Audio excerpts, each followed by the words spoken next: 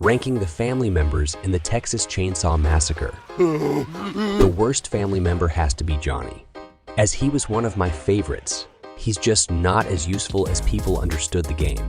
Yes, he is good situationally and can be used in certain builds, but he doesn't have the ability to hunt characters as he can't go through crawl spaces like other family members, making him number 5 on this list. Number 4 on this list is Sissy, as she is good with stalling the victims by poisoning certain items. She just doesn't do as good of doing so in comparison to other family members. She does have the ability to go through crawl spaces and hide. It's just not as efficient as victims are now escaping within 3 minutes sometimes, making her hide ability nearly useless. Number 3 on this list is the man himself, Leatherface. He has to spawn in every game, so we would at least expect him to be top 3. I think the reason he is so high up is that he is required to do a particular job in every game. He is the only family member that can destroy barricades, making him very important.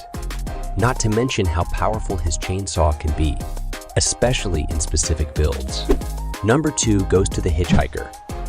His speed, along with being able to go through crawl spaces, is very powerful, but what makes him better than Sissy is that he has his traps.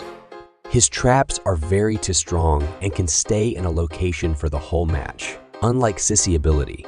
He does a much better job at applying pressure than her. Number 1 goes to the Cook.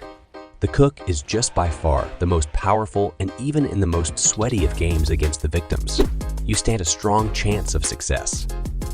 His ability is essentially a better version of Grandpa, and if you use good team communication, you can always find most victims, but by far is his most broken ability, his level 3 Listen, which allows all family members to see when you hear a victim, which can be abused. If you want to see how it can, consider subscribing to see the next video of me explaining it.